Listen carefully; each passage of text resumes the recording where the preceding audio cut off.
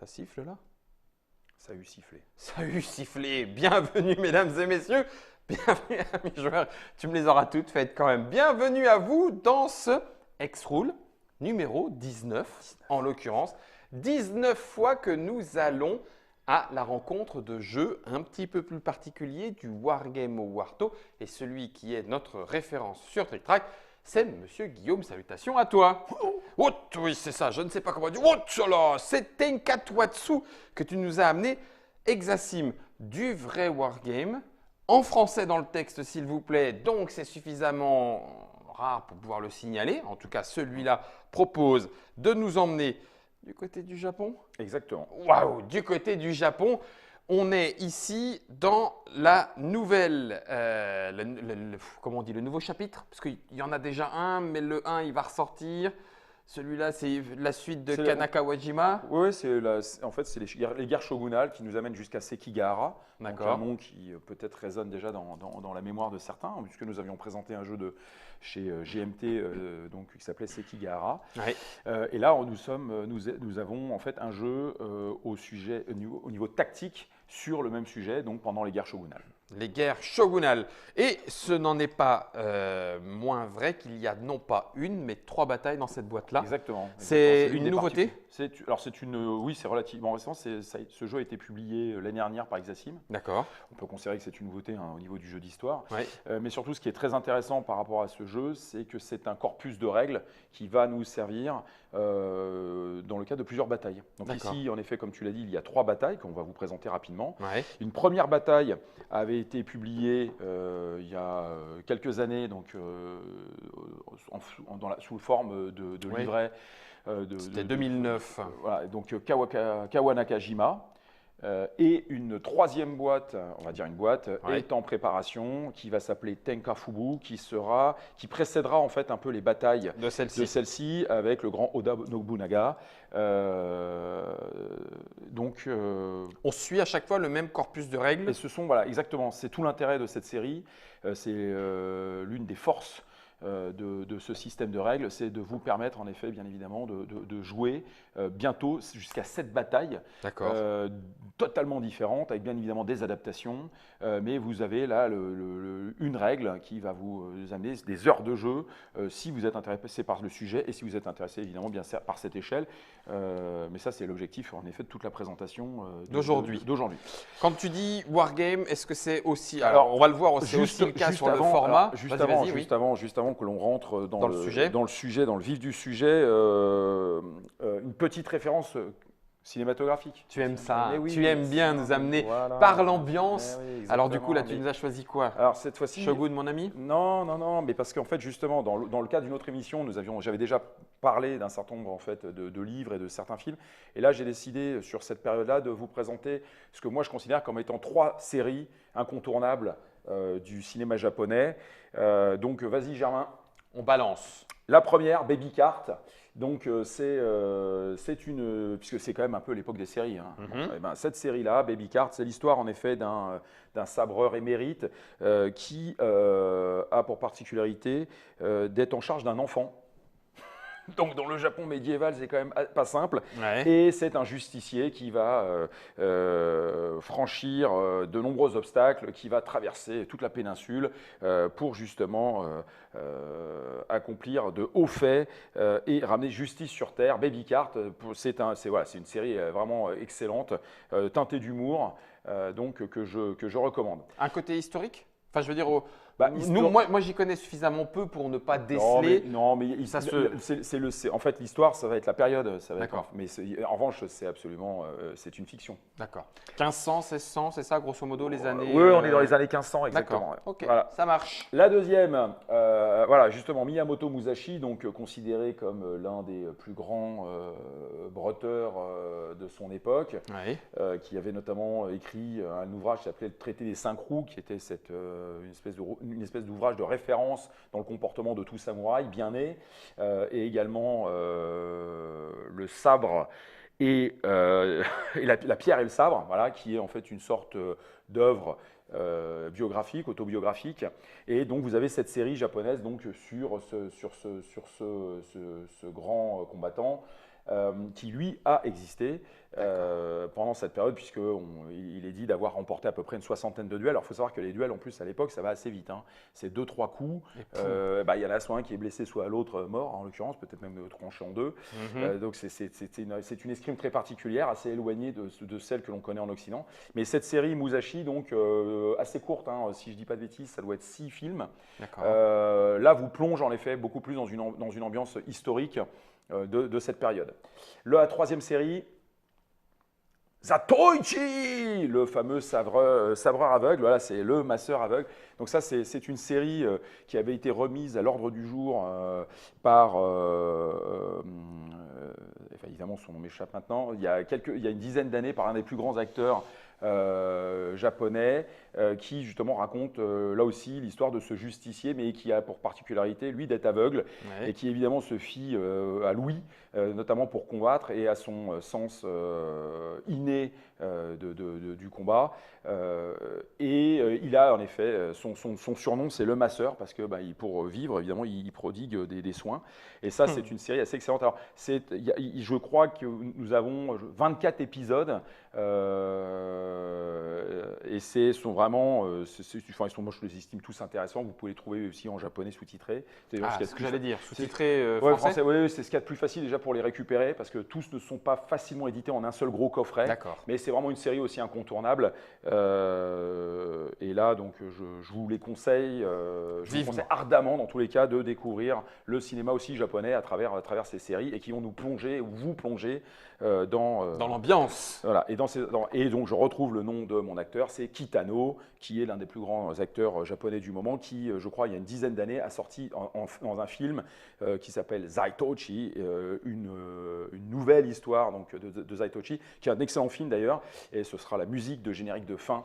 On retrouvera tout à l'heure. Mais là, je voulais m'intéresser aux séries. Alors ça, c'est fait. Du coup, je repose la question. On est dans du wargame cette fois, ne serait-ce que parce qu'on envoie des cartes, parce qu'on envoie des pions. Oui. Est-ce que ça veut dire que c'est la même chose en termes de parties? Ici, il y a 3 batailles différentes. Oui. Chaque bataille, c'est, 8 heures? Non. Non, ah bon, d'accord, ok.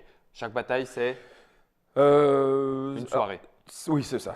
On a des batailles. Alors, en fait, ce sont les batailles également dans lesquelles vous allez trouver des conditions de mort subite. Donc, vous pouvez aller relativement vite. La bataille la plus importante, voilà, l'auteur François Van der Meulen, puisqu'on ne l'a pas cité. C'est vrai. Donc, il travaille sur ce projet depuis maintenant une dizaine d'années, qui fait un gros travail historique. Donc, on va le voir. Hein, d'ailleurs, en plus, c'est un jeu qui est magnifique. La couverture, moi, je la trouve absolument belle. Les cartes ont été taillées, les pions, vous les verrez, les aides de jeu. Donc, c'est un ensemble de jeux qui, dans tous les cas, est plaisant. On verra la règle, la manière dont elle est constituée, je trouve qu'elle est très réussie. Donc il faut le souligner, quand on a un bel objet, c'est important. Ensuite, en effet, les batailles sont des batailles d'envergure différentes. La bataille la plus importante, c'est la bataille de Sekigahara, qui est aussi la plus technique à jouer, la plus longue. D'accord. Mais verra plus tard, qu'on verra juste après. Il y a une carte chaque fois. Voilà, exactement. Là, vous avez une carte recto verso, et Sekigahara en fait est sur l'un côté. Ramène-moi mon petit fort, parce que ça c'est important. Et une bataille, les 2 premières batailles peuvent durer en effet on va dire, je pense, un tour de 4 heures. 3-4 heures. Après, voilà, il y a ces conditions de victoire, de mort subite. On peut aussi s'arrêter si on se rend compte qu'on n'a plus aucune chance. Mais Sekigahara sera la plus longue. Donc là, c'est vraiment une grosse soirée, ou alors une journée en week-end. Ouais, c'est ça. Ce qui est intéressant dans cette publication, c'est que vous avez en fait un niveau tactique qui correspond, on va dire grosso modo, à l'échelle européenne, on va dire au niveau du bataillon. C'est-à-dire que vous avez donc des batailles qui vont durer une journée et demie, en prenant éventuellement certains tours de nuit. Mais vous allez gérer des unités qui sont relativement fortes, et surtout vous allez les gérer en groupe. Un petit peu comme si nous avions des régiments ou des divisions de par chez nous à l'époque, on va dire napoléonienne. Et ce qui est intéressant, c'est qu'ici, vous allez justement gérer ces groupes en leur donnant des ordres pour pouvoir obtenir un résultat donc, tactique. La particularité de ce jeu, c'est qu'au niveau du détail, l'auteur a décidé d'aller, puisque c'est le cas à cette époque au Japon, jusqu'à en fait la création de fiches particulières qui représentent les châteaux. Et ici, dans cette bataille donc, de Yamazaki, vous voyez en effet la carte d'ensemble, ici avec des collines, ici avec un espace de plaine.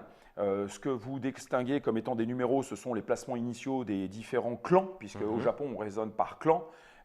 Qui viennent avec leur propre chef, donc qui sont en ligne de bataille.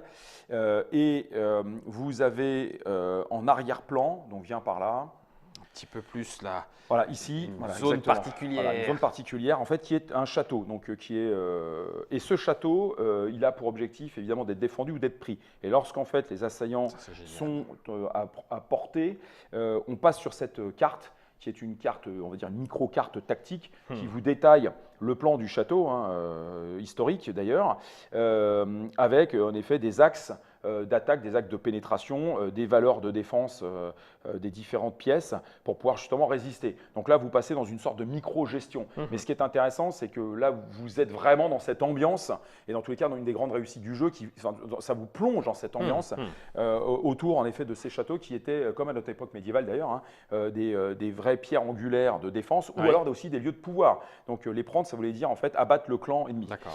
Et là, vous le retrouverez, donc on le retrouve dans Kawakajima, je pense qu'on le retrouvera à nouveau dans la prochaine boîte. Et c'est, d'ailleurs, c'est pas que je prends, j'en suis sûr, parce que j'ai déjà vu certains protos. Voilà. Et donc ça, c'est vraiment une des forces du jeu. Ensuite, l'autre chose qui est très intéressante, tiens, prends ceci, c'est... Alors, on va en prendre une, n'importe laquelle. Une feuille de clan. Une feuille de clan. Alors ça, ce sont des feuilles de clan.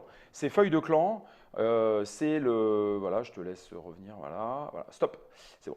Donc ces feuilles de clan, c'est vraiment la colonne vertébrale du jeu, puisque elles vont vous donner ici, voilà, des lettres. Ces lettres correspondent en fait au clan de chaque groupe d'armées qui vont s'affronter. Et ces lettres, on va leur donner des ordres. Et ces ordres, en fait, justement, vont permettre à vos unités de pouvoir effectuer certains types d'actions. D'accord. Voilà. Et ces actions vont être reprises. Voilà, enfin, vont être ici, tu l'as ici. Ouais, là, j'ai laissé volontairement, parce que dans ce jeu-là, c'est volontairement, en effet, encore… punché. C'est encore là, c'est sur la fiche, parce que pour pouvoir justement bien voir les différentes actions. Donc vous allez avoir en fait différentes actions qui vont vous permettre de vous déplacer, qui vont vous permettre en fait d'attaquer ou qui vont vous permettre de vous regrouper. Et ici, voilà. Donc là, on a le déplacement. Ici, on a les attaques, c'est écrit dessus. Ici, on a le regroupement. Voilà. Donc c'est le nombre de points de mouvement. Donc bien évidemment, lorsque vous voulez vous déplacer, vous avez plus de points de mouvement que lorsque vous voulez attaquer. Mais lorsque vous voulez attaquer, vous aurez des bonus en attaque. Lorsque vous vous regroupez, c'est en fait, bien évidemment, c'est pour pouvoir penser vos plaies, c'est pour pouvoir rallier vos troupes et pour pouvoir en fait récupérer les pas de perte que vous avez subis. Voilà. Et lorsque vous êtes en défense, c'est indiqué dessus. C'est là, l'aide de jeu a été bien pensée. Elle vous permet justement d'être plus fort en défense. Et c'est de cette manière que vous allez en fait pouvoir gérer vos différents clans. Et ça, c'est très intéressant. C'est une grande réussite parce que à chaque tour, vous allez devoir donner des ordres à vos clans pour qu'ils agissent. Vous ne savez pas à quel moment ces ordres vont être pris en compte parce que vous allez tirer au hasard les clans que vous aurez sélectionnés. Parce que vous êtes le chef, mais bon, il faut imaginer que vous avez un gars à cheval. Oui, c'est ça, il y a le temps pour les ordres. S'il te plaît, il faut y aller là, donc toi tu vas faire ça. Bon, alors, est-ce qu'il trouve le bon clan? Est-ce qu'il n'est pas abattu par une flèche? Est-ce que son cheval ne se casse pas une patte? Enfin bon, tous les aléas d'un combat de l'époque. Et ensuite, vous ne savez pas à quel moment ça va sortir. Et en fonction de ce tirage aléatoire, vous devrez vous adapter. Évidemment, pendant la séquence de bataille, c'est-à-dire que vous avez un certain nombre de tours de jeu qui va correspondre à chaque bataille, et vous allez en fait changer vos ordres. Et donc, ce qui est intéressant, c'est que vous allez donner des ordres complets. Donc, quand vous dites à un clan qui peut représenter 1, 2, 3, voire 4 unités, donc les unités, on va commencer à les présenter maintenant, voilà, ici. Et puis après, je rentrerai dans le détail de ce qu'est une unité. Mais vous voyez, voilà, vous avez des unités, vous avez des chefs. Et lorsque l'on parle de clan, par exemple, si je prends ici… où es-tu ? Voilà, regarde, il remonte vers toi. Il remonte vers moi. Là, merci Germain. Voilà, stop. Ici, si je prends par exemple le clan D, vous voyez que ça correspond en fait à 2 unités. Vous voyez, vous avez 2 lettres D. Ici, vous avez 3 lettres A. Voilà. Dont un personnage. Dont un chef. Ici, vous avez 3 lettres B. Voilà. Et donc, voilà comment fonctionnent les clans. Et ces clans, en fait, sont toujours groupés. Et lorsque vous donnez un ordre groupé. Donc, ce qui veut dire que vous n'êtes pas dans la micro-gestion de chaque pion. Vous dites à un pion, bah, toi, je te donne tel ordre d'avancer. Si vous êtes sur une route, vous allez pouvoir avancer. Et le clan va suivre. Si vous dites à un clan qui est C ici d'attaquer, bah, il va aller taper, comme vous le voulez, le mec en face. Et puis, c'est tout le clan qui part. Donc, c'est les deux C, ils tapent en face. Alors, soit ils se mettent à deux sur quelqu'un, soit ils se répartissent. Ça, c'est à vous de le gérer. De la même manière, celui qui est en face, le dé peut très bien décider, en effet, lui, de se mettre en défense. Parce qu'il accepte, en fait, de prendre les coups, mais il peut aussi très bien décider lui-même, en fait, d'attaquer. Et là, vous avez cette sensation d'être vraiment le patron de votre armée. Ça, c'est relativement unique. Hein. On ne l'a pas dans beaucoup de jeux de simulation historique, avec en plus la contrainte de devoir subir vos propres choix. Parce que lorsque vous avez donné un ordre… Et que ça sort, mais pas au bon moment. Non, c'est pas ça. C'est que lorsque vous avez donné un ordre à vos unités, si à un moment vous vous dites, bon, bah, maintenant, moi, je ne veux plus attaquer, mais je veux me regrouper parce que je suis en train de me faire encercler, ou au contraire, je veux absolument reprendre la route pour aller ailleurs, ça ne se fait pas comme ça. C'est-à-dire qu'il faut faire un jet et il faut réussir son jet. Oui, parce que vous avez donné un ordre à vos gars, vous leur dites en attaque, maintenant vous leur dites bah non, on n'attaque plus, on passe en défense ou on doit en effet se regrouper. Il y a de l'inertie. Il y a de l'inertie. Okay.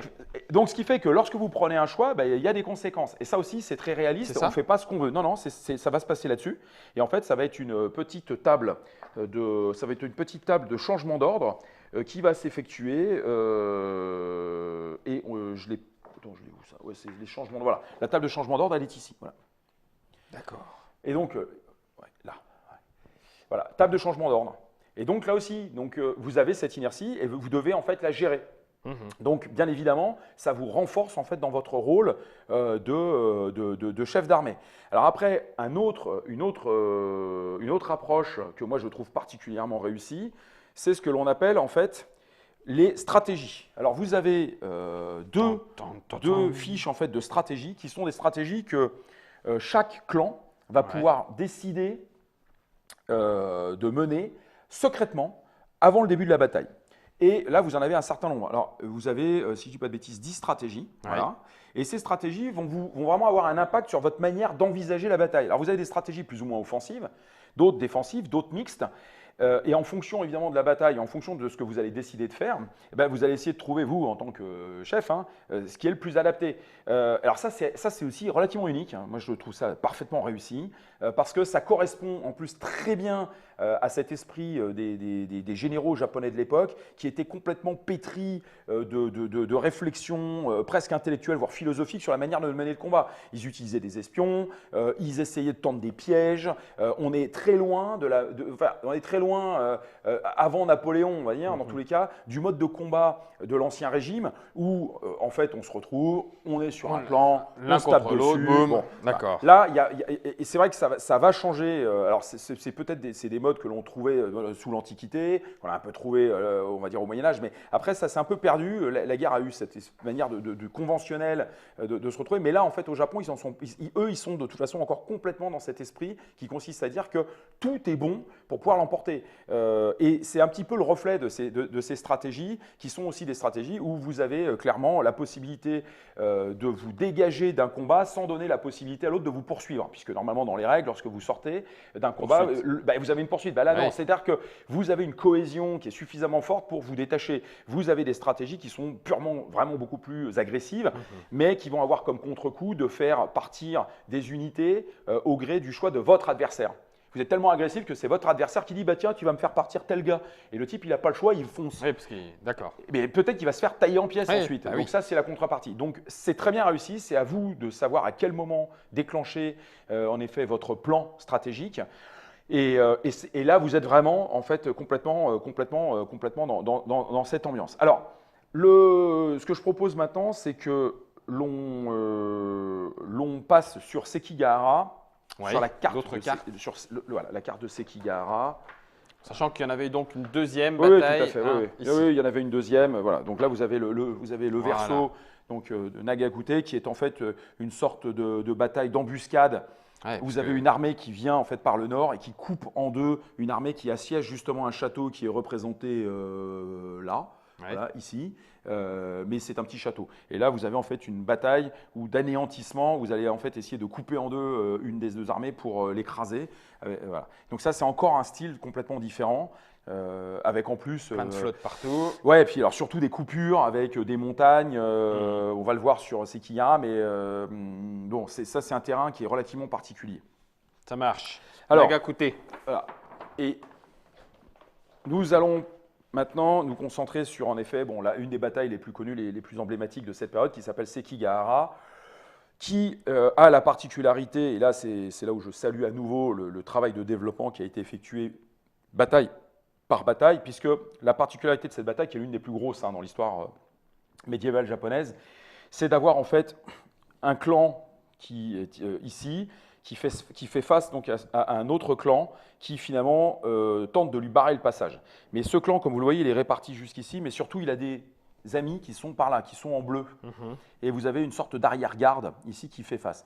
Et la particularité de cette bataille, c'est ce que l'on va voir apparaître sur cette tête de jeu, qui d'ailleurs porte bien son nom, ça s'appelle une table de diplomatie.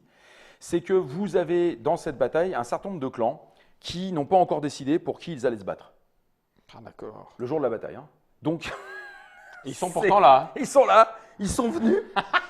Et on y verra. On n'y va pas. Ouais, qu'est-ce que tu me donnes ta fille, des terres, un peu d'argent. Bon. Non, mais c'est juste. Enfin, moi, je vous engage à lire, en effet, bien évidemment, des récits autour de la bataille de Sekigahara et autour de la situation politique de cette bataille, qui est quand même relativement incroyable, parce que vous avez des clans qui vont trahir en plein milieu de la bataille le chef auquel ils avaient prêté allégeance ou auquel ils avaient promis en fait aide et assistance. Parce qu'il y a eu des contre-négociations qui ont été faites en secret, parce que bien évidemment il y a des menaces qui ont été envoyées, et vous avez dans le cadre du jeu une pioche qui s'appelle la pioche de la diplomatie, dans laquelle vous allez essayer de faire varier à partir d'une position de départ les clans, en effet, qui sont incertains, et lorsque vous arrivez d'un côté ou de l'autre, eh bien, ils basculent. Ça veut dire que pendant la bataille, non seulement vous devez déjà faire attention à ce qui se passe face à vous et au combat, mais en plus, vous devez faire attention à ce que vous n'ayez pas un clan qui vienne vous trahir à l'intérieur de votre, de votre propre ligne. Ouais. Et là, en ce moment, et ça, enfin, je trouve ça assez extraordinaire d'avoir réussi à, dans tous les cas, à le modéliser. Ça donne une saveur particulière. Et ça représente exactement ce qui s'est d'ailleurs passé en réalité pendant cette bataille. Donc, Sekigahara, nous avons ceci. Ouais. Et ensuite, par rapport à toutes les batailles, de toute façon, nous aurons toujours ici un nombre de tours. Donc, sur Sekigahara, vous avez 16 tours de jeu. Et vous avez ici le décompte des points de victoire, sachant que les Bandori qui se trouvent sur le côté représentent, là encore, un bel effort historique, la perte de chefs. C'est-à-dire notamment de chefs d'unité ou de personnages importants qui se sont soit fait trancher la tête parce qu'ils ont perdu, leur clan s'est fait détruire et ils étaient là, soit parce qu'en fait pour des raisons liées au combat, ils se sont fait seppuku sur le champ de bataille pour ne pas être déshonorés. Et donc ça va représenter la perte de points de commandement, les points de commandement étant associés en fait aux chefs. On les a ici, et voilà. Et ici, vous avez en fait les points de commandement de chaque chef. Alors, vous avez les chefs qui sont plus ou moins costauds et qui vous apportent un certain nombre de points de commandement. Le nombre de points de commandement tels que vous les avez vont déterminer le nombre de justement jetons de clans que vous allez mettre en fait dans un bol ou dans un sac opaque. Et ce sont ces clans que vous allez tirer. Et après, c'est ce que tu disais. Moi, je reprends juste pour avoir une idée un petit peu plus globale du jeu.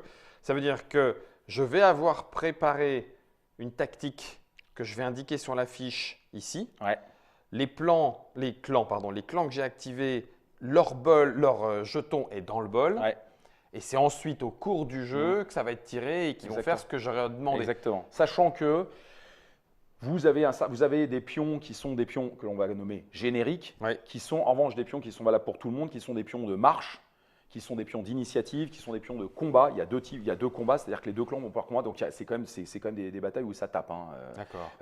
Et ces pions, de toute façon, le tour de jeu s'arrête lorsque ces pions ont été tirés. Donc vous pouvez très bien avoir la malchance qu'il reste des pions, que vos pions restent dans le bol, mais à ce moment-là, vous faites des jets de dés pour savoir combien vont rester dans le bol, combien vont être repris. Donc pour en fait, c'est tour, pour le tour suivant, etc. d'accord. Donc vous pouvez de toute façon récupérer une supériorité numérique, ce qui est assez cohérent au tour d'après. Mais vous devez prendre en compte un effet facteur qui justement correspond à une sorte de hasard de guerre. Mais vous avez quand même ces pions génériques qui vous assurent au moins une fois, puisqu'il faut que chacun de ces pions soit tiré, de pouvoir vous déplacer. Donc comme si vous vous avez des l'entendez, unités qui disent déplacement, elles se déplaceront à un moment. Maintenant, normalement, vous pouvez vous déplacer 2 fois, parce que si votre unité, il y a écrit déplacement, ouais, déplacer. Ensuite, il y a le pion générique déplacement, donc je me redéplace. Et de façon, vous tablez là-dessus. Votre adversaire également. Mais en effet, c'est ça. Et le nombre de pions justement de commandement dépend de votre commandant et de son pouvoir et du nombre en fait de chefs que vous avez perdus. C'est pour ça que c'est important cette règle des Bondori qui vont vous faire baisser en fait votre capacité de commandement. Donc vous voyez, c'est facile à comprendre, c'est fluide. Et ça vous donne vraiment cette sensation d'être en prise sur votre armée. Alors après, ce que l'on va voir maintenant, on va reprendre, reprends le… Non, oui. Reprends, les pions. Reprends la table de pions. Ouais, tu as les pions, voilà. Tiens. Voilà, alors, ici, pour expliquer assez sommairement, c'est au niveau du terrain. Vous avez des hexagones. Là, on est vraiment donc sur du wargame classique avec des hexagones. Vous avez des routes qui vous permettent de vous déplacer relativement facilement. Vous avez des petites montagnes avec des lignes de pente. Vous avez des lignes de pente qui sont indiquées. Donc ça, c'est relativement bien réussi. Grâce aux flèches, on voit bien qui est en haut, qui est en dessous. Ouais. Et ensuite, vous avez des coupures qui notamment sont en effet des ruisseaux ou des petits lacs. Et puis, vous avez de temps en temps des villages. Donc au niveau de la carte, c'est relativement simple, sauf que bien évidemment, vous comprendrez que vous avez des avantages à être en hauteur ou à être de l'autre côté en effet d'une rivière, notamment en défense, où vous avez un avantage évidemment à vous déplacer sur une route. Ça paraît assez simple. Donc vous voyez au niveau de la carte, c'est pas compliqué. Alors après, les unités. Je ne m'y connais pas assez, mais il y a du tir, de tout ça. Ouais. On est en Alors, archer. C'est une période de l'histoire, en effet, où au Japon, les arquebuses ont été introduites. D'accord. Donc, ils ont des arquebuses. Okay. Ils continuent de pratiquer le tir à l'arc, de manière d'ailleurs particulièrement efficace. Donc, on a justement cette représentation au sein du jeu. Alors, si l'on prend par exemple n'importe quel clan, tiens, voilà, unité, boum, tac. Voilà. Donc celui-ci, par exemple, ça bouge pas de la tour. Voilà. Bon, on va prendre les clans ici. Vous avez deux valeurs. Germain. Voilà. Alors vous avez en fait une valeur qui est en haut, qui correspond là ici 1, là 0, là vous avez 2. Voilà, on va prendre ces trois là, c'est intéressant. Et ça, c'est en fait la valeur de qualité de troupe. C'est-à-dire, est-ce que là vous avez plutôt les samouraïs, et là vous avez plutôt les paysans, vous voyez. Voilà. J'aime beaucoup comme tu dis ça. Il y a ceux dont c'est le métier d'aller trancher, et puis il y a ceux dont c'est le métier en fait, justement de travailler dans les champs. Donc sur un champ de bataille, c'est pas la même efficacité. Et ça va être représenté en fait par des dés bleus. Vous voyez les dés bleus là? Ouais. Non, on les voit pas. Non, là. Bon voilà, ça c'est les dés bleus. Et ça va servir pour la table de combat. Et ça, ce sont les dés bleus combat. Après, vous avez là le nombre, la masse. Alors là, vous avez plein de paysans, là, ils sont nombreux. Là, vous en avez 2, là, vous en avez 2. Et ça va être représenté par les dés rouges. Donc en fait, ce n'est pas parce que vous avez 0 en qualité que vous ne valez quand même rien sur le champ de bataille. C'est-à-dire que vous allez quand même vous faire taper par une unité qui a 3 en masse. Et 3 en masse, ça commence à devenir costaud. Les plus fortes étant à 4, les plus faibles étant à 1. Et c'est la même chose en fait en qualité. Les plus faibles sont à 0 et les plus fortes sont à 4 et c'est rarissime. Ça correspond vraiment à des samouraïs d'élite, fanatisés, enfin bon, ce que vous voulez. Et ça va être ces jeux. Alors après, je continue. Dans les petites informations, donc vous avez des mônes qui font que les pions sont particulièrement magnifiques. Alors les mônes, ça correspond en effet à la représentation stylistique de chaque clan. Ça, c'est une particularité japonaise, enfin ou dans tous les cas japonaise, puis après aussi d'Asie du Sud-Est. Mais au Japon, c'est la manière dont ils se reconnaissent avec des oriflammes sur le champ de bataille. Et vous avez souvent des noms qui correspondent en effet à des personnages historiques. Et après, vous allez avoir des petits points, vous allez avoir des barres. Et là, pas du morse. Voilà, non, c'est pas du tout du morse. Et là, en fait, ça va correspondre à la capacité de tir des unités. D'accord. Et voilà, ça c'est les petites barres. Là, c'est la capacité en effet que les unités ont à tirer, soit d'ailleurs des flèches, soit des arquebuses, des armes à feu. Ouais. Et les points vont constituer en fait une sorte de qualité de commandement. C'est-à-dire que lorsque vous avez 2 points, vous avez une qualité de commandement qui est vraiment très forte. D'accord. Et ça, c'est intéressant. Alors, parce que ça va agir en fait sur les dés. Voilà, donc ça c'est un point, pardon, je me suis trompé, c'est les barres, c'est les commandements et les points, c'est le tir. J'étais en train de, voilà. Mais tu t'auto-corriges. Ouais, je m'auto-corrige, mais ça va agir. Les points de commandement vont en fait agir sur le type de dé que l'on va lancer lors de la phase de résolution. Donc par exemple, on peut voir ici que Tokugawa Ieyasu ici, qui est un chef particulièrement important, lui il a 2 petites barres. Justement, ça lui permet d'agir 2 fois sur en fait les dés lorsqu'il va les lancer. C'est pour montrer en fait sa capacité de commandement, mais ça n'empêche pas d'avoir quand même des tireurs avec lui. Une sorte de modulation du hasard voilà, exactement. Par la valeur de commandement. Voilà. Ok. Donc ça, ce sont les pions. Alors ensuite, bien évidemment, c'est un jeu d'affrontement. Et lorsque vous allez vous affronter sur, alors là, c'est ce que l'on va voir sur la table d'à côté. Ouais. Type de combat et résultat des combats. Voilà. Alors attends, on va la venir là. Tu veux très bien. Pour ça, très bien. Voilà, donc tout est sur cette tête de jeu. Et sur cette tête de jeu, en fait, on voit qu'il a été pensé à. Ouais, attends, ouais, là on est là. Il a été pensé en fait justement à la disposition de chaque unité au niveau tactique. C'est-à-dire, est-ce que vous êtes un assaut, est-ce que vous êtes… Alors, l'assaut, c'est lorsqu'en fait vous vous déplacez pour aller rentrer dans l'adversaire. Okay. Donc, on a à peu près tous, justement, c'est pour ça qu'on démarrait par Ran. Vous aurez bien évidemment aussi Kagemusha ou ce genre de film. Vous voyez les types qui se prennent, là, ils se préparent, ils sortent les sabres, ou les lancent, et puis ils foncent, ils rentrent dedans. Ça, c'est vraiment de l'impact. Donc, ça, c'est l'assaut. C'est je cours, je rentre dedans, c'est une manière. La mêlée, c'est que lorsqu'on est déjà tous en train de se battre, on est déjà tous en train de se taper dessus, quoi. On continue. Contre-attaque, c'est lorsqu'en fait vous rentrez dans l'attaque de l'adversaire et ensuite vous aurez rang serré, c'est lorsque vous serez en défense. Donc ça a été pris en compte, ça apporte des modificateurs, mais là encore, ça veut dire que ça nous rapproche vraiment de cette ambiance de l'époque où les combats ne sont pas complètement figés en fonction des décisions que l'on prend. Donc ça peut être un moment intéressant de garder des unités en réserve pour les faire passer en attaque et pour pouvoir bénéficier de certains avantages comme étant justement l'élan plus la masse, c'est-à-dire la qualité des troupes et la nervosité qu'elles mettent à combattre plus le nombre, alors que lorsque vous êtes en mêlée, la qualité des troupes a disparu, parce que là, tout le monde est déjà regroupé et ça agit beaucoup moins. Donc, ce sont en fait ces types d'éléments qui vont venir agir sur les dés. Alors après, il y a certains modificateurs. Il y a des modificateurs de combat, parce qu'on est quand même dans du tactique. Si l'unité est fatiguée, si elle a déjà pris des pertes, justement s'il y a un chef, si vous êtes sur une position surélevée et que vous devez grimper en effet une colline, si vous êtes soutenu par d'autres unités, voilà. Et donc ça, ce sont les petits modificateurs. Et ce qui est intéressant, in fine, c'est cette table-là, c'est cette petite table de combat qui est particulièrement redoutable parce que vous allez en fait, pour pouvoir obtenir un résultat ici, jeter des dés bleus et des dés rouges. Et c'est ce que j'expliquais tout à l'heure. Les dés rouges correspondant à la qualité, pardon, les dés bleus correspondant à la qualité et les dés rouges correspondant à la quantité. Donc si par exemple, j'ai ce résultat qui est un 7, je serai dans cette colonne-là, la colonne 7 ici, vas-y, jette les rouges. J'en jette 2. Ah ouais, vas-y. On dit qu'il n'y a pas de modificateur. Voilà, 7, 12. Et là, ça va faire du dégât parce que ici, vous voyez, 7, 12. Donc 7, il y avait de quoi rater une chance sur 2 qui ne se passe strictement rien.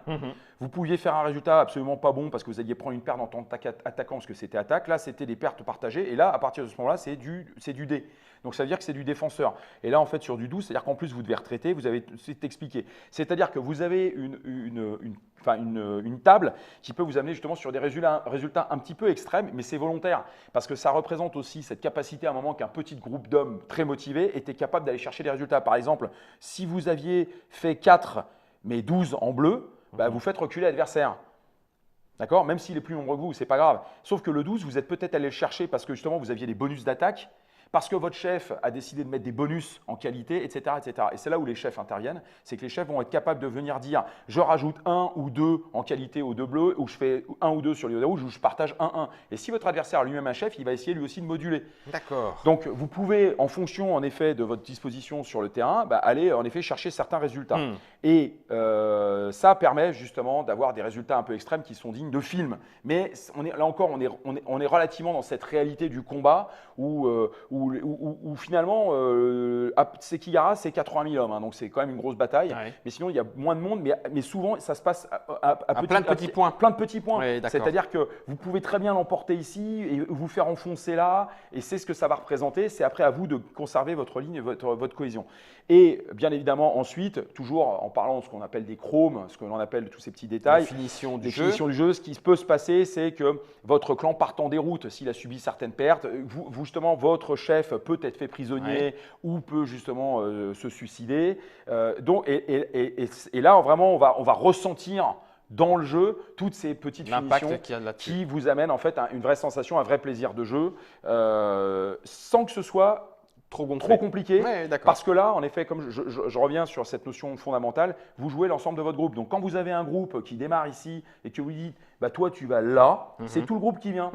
Et puis, il tape au mieux, on fait rapidement son calcul, on lance le dé, il se passe quelque chose, et puis après, on pioche un autre clan qui sait. Alors, c'est le mien, c'est le sien. Alors, évidemment, si c'est le sien qu'il est là, bah, il a peut-être un avantage. Alors, après, il y a quelques règles. Les clans doivent justement rester toujours groupés. On ne peut pas avoir une partie des gars qui vont en commando à l'autre bout de la table. Parce que ça ne correspond pas du tout à l'histoire. Ça ne correspond pas du tout à l'histoire. Et ensuite, vous avez un coefficient d'usure.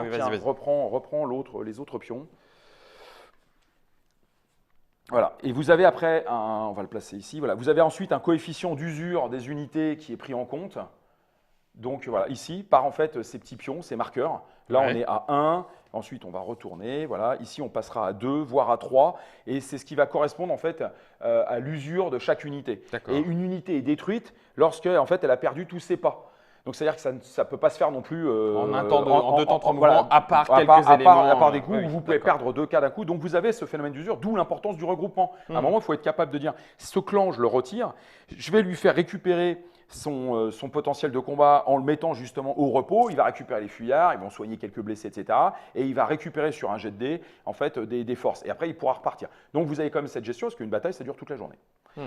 Donc, il y a une ambiance, il y a une fluidité dans le jeu, il y a des événements, vous êtes maître en fait de ce que vous faites.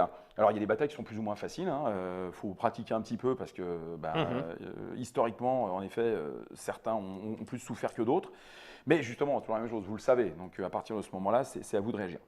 Je reprends ici, puisqu'on n'en a pas parlé, ce sont des grandes batailles. Il y a des conditions d'attribution de points de victoire. On fait le nombre de tours de la bataille. Et à l'issue de la bataille, le gagnant est déterminé par ces points de victoire-là. Voilà, exactement. Alors les points de victoire, ce sont les unités détruites, c'est des chefs, c'est des lieux remarquables qui ont été saisis, avec récupérés, des étoiles et tout ça. Voilà, exactement. Donc par exemple ici, on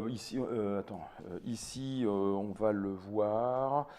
Mais vous ici, voilà, exactement. Ici, là, ici, là. Alors ici, par exemple, là c'est 8. 8 donc 8. Ça va batailler sur Nagazen. Ça peut, parce qu'en effet, ce qui se passe, c'est que si ce point est pris par l'armée, le clan, ici, ça veut dire que vous coupez en fait la ligne de retraite de Tokugawa. Et donc ça, c'était un point qui ne pouvait pas se permettre de perdre. D'où l'importance de ce clan ici qui est inactif au début et que justement Tokugawa surveille comme le lait sur le feu, parce que si jamais ces gens descendent, non seulement il y a des points à perdre là, mais surtout ici. Vraiment, alors que lui, son objectif, ça va plutôt être de faire rouleau compresseur par là, parce qu'en fait, il est en supériorité, notamment parce que ici, vous avez des clans qui sont inactifs. Pour l'instant. Pour l'instant. Et tout le but, en effet, du clan adverse, ça va être de pouvoir activer ces gens-là, parce qu'il est d'une certaine manière en infériorité. Donc voilà, on a affaire à un jeu de simulation historique. Du vrai de vrai. C'est du vrai, mais il y a un plaisir complet.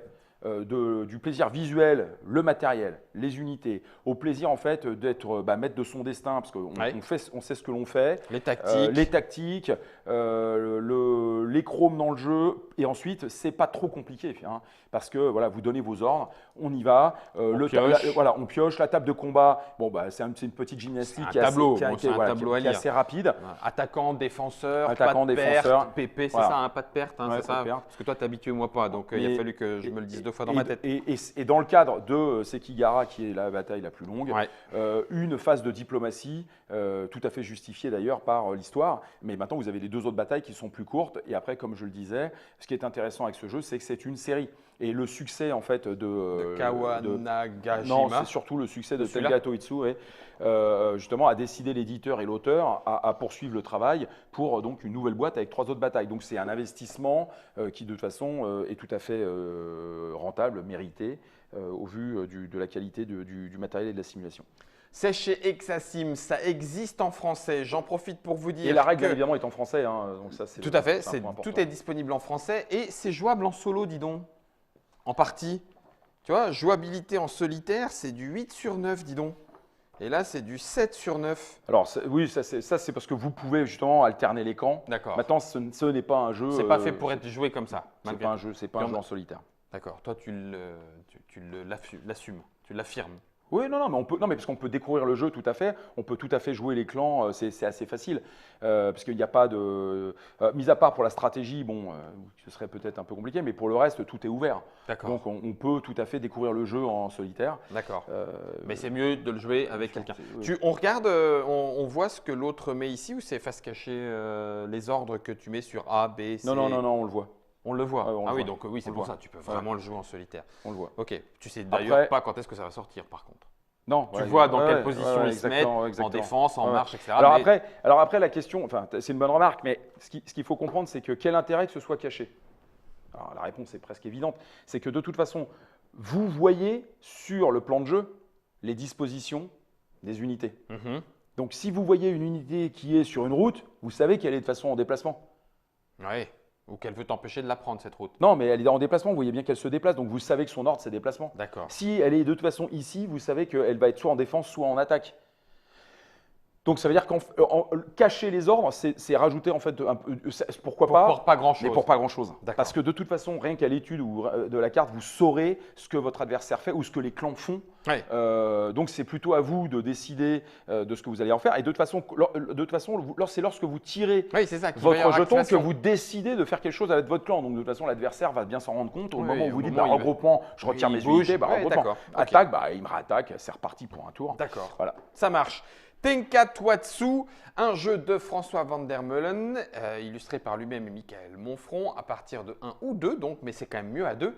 14 ans parce qu'il y a du niveau de règle quoi qu'il en soit, et de nombreuses minutes en fonction du scénario, sachant que la première bataille peut même être jouée en scénario court, histoire de se faire un petit peu. Scénario long avec la nuit, puis le deuxième, puis le troisième, chacun sa petite bataille. C'est disponible donc, ça fait partie des jeux récents. Hein, c'est récent, c'est tout à fait disponible. Voilà, un mois, un an, pardon. Sur Internet. Combien d'euros, grosso modo? On est entre 55 et 60. 55 et 60 euros. Alors rappelons-le, on parle de Wargame, les tirages ne sont pas ceux du jeu de société, donc ne soyez pas forcément surpris si vous nous écoutez et que vous découvrez le côté, le côté Wargame. Une partie de la différence du prix peut s'expliquer aussi par les quantités et les tirages. Merci beaucoup. Guillaume, tu reviens quand tu veux. D'ailleurs, certainement, tu reviendras pour le numéro 3, histoire de voir ce que ça a donné. J'espère. Ah, puis, tu sais pas, on s'en fera une. On s'en fera une. Ouais, 6 heures de jeu. C'est bon. Moi, je prendrais les samouraïs, les 7 samouraïs. Quant à vous, si vous voulez jouer, si vous avez découvert un univers un petit peu particulier, que ce soit via la mise en bouche de Guillaume, musicale, cinématographique et même parfois littéraire, eh bien, écoutez, tant mieux, l'objectif, il est là, vous donner à vous évader, à vouloir jouer. Nous, on se retrouve avec d'autres X-Rule, avec Guillaume Bouilleux, bien sûr, sans lui, ça n'aurait aucun intérêt. Et puis, en attendant, amusez-vous bien et bonne partie. Merci, Guillaume. Musique. Ciao. Musique, maestro.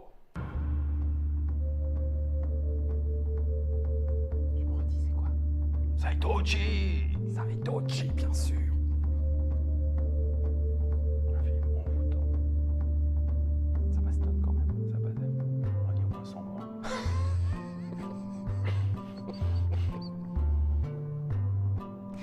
Merci Germain.